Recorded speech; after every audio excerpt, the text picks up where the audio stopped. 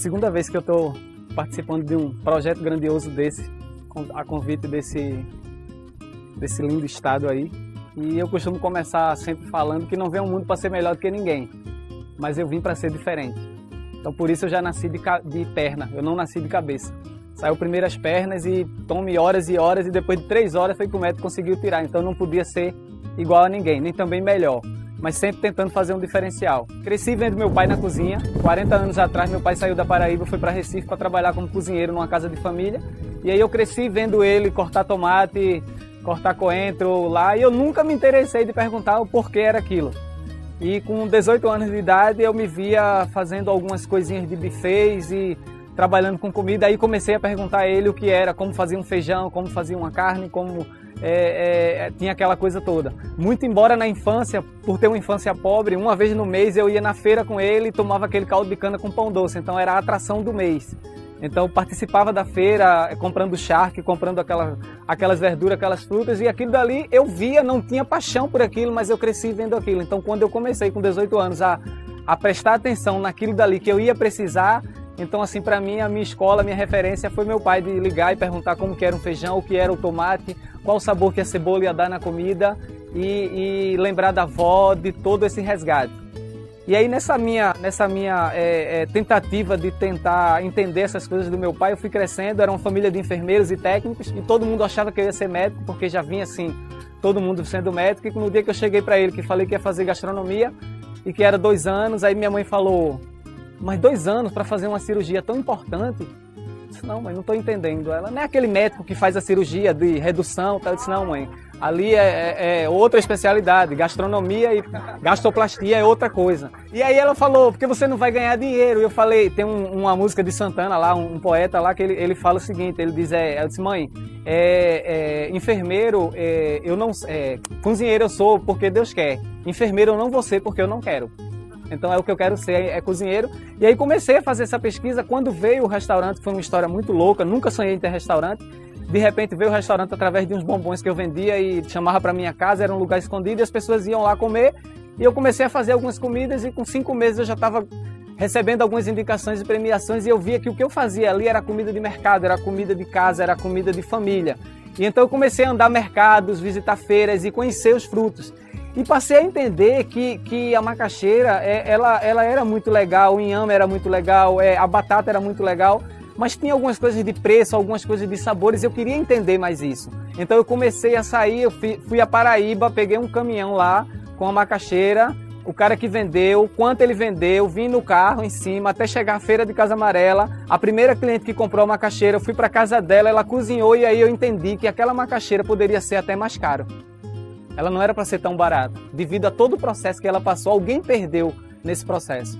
E aí eu comecei a filtrar e dizer: não, vamos pesquisar mais isso. E como era um restaurante muito humilde, eu comecei a usar o talo do coentro, a cabecinha do tomate, comecei a usar algumas coisas para reaproveitar, fazer o molho da moqueca e a água do arroz, engrossar a galinha de cabidela, e pegava uma água, engrossava outra e fazia uma coisa, e sempre assim, tentando aproveitar tudo que tinha dentro da minha cozinha. E nesse aproveitar eu comecei a partir para procurar de onde vinham essas coisas para minha cozinha. E aí foi quando eu conheci 4 senhoras que plantavam na casa dela assim uma ou 2 coisinhas, e o que é que acontece? Elas não tinham estímulo nenhum de plantar, plantavam por acaso. E eu falei para elas: ó, isso aí é uma coisa, vocês têm uma coisa rica. E elas começaram a acreditar naquela minha, que para elas talvez fosse uma ilusão, e começaram a plantar. Hoje são 6 quintais, chamam-se quintais produtivos, aonde de 15 em 15 dias eu vou lá e pego um cacho de banana, 2 girimum, um mói de coentro, batata, levo para os amigos que tem restaurante, a gente faz um menu durante aquela semana, e aí a gente foi fazendo essa cadeia. Então tem os 6 quintais. Eu e outro chefe iniciou plantação. A gente foi numa plantação de chuchu. Vocês têm ideia quanto que sai na baixa temporada uma saca de chuchu com 60 chuchus? R$2. Então a gente chegou lá, viu um mar de chuchu assim plantado, caído, e o cara disse: uns vão virar semente e outros nada.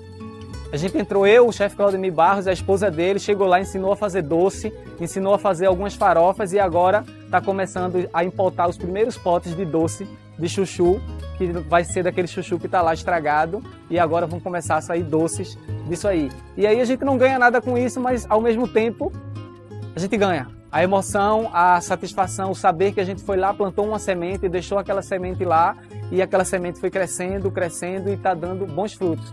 Então hoje o restaurante, ele cresce com isso, de trazendo essas pessoas. Agora mesmo a gente está entrando também com nada, levando desses quintais para um presídio, para a gente mostrar às presidiárias de menor como essa coisa do plantar uma semente, né? Como pode ser.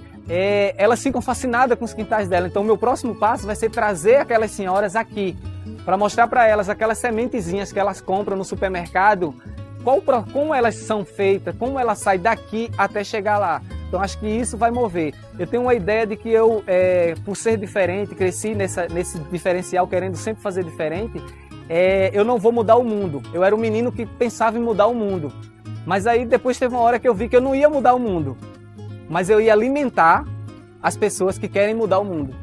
Então eu continuo cozinhando, eu continuo fazendo, eu continuo plantando, porque as pessoas que eu alimento, uma tem uma ideia que a planta, que no mato tem coisa que pode ser comestível, o outro não pode ver um cogumelo que vai lá e quer pegar e quer comer, nessas horas ele vai terminar morrendo.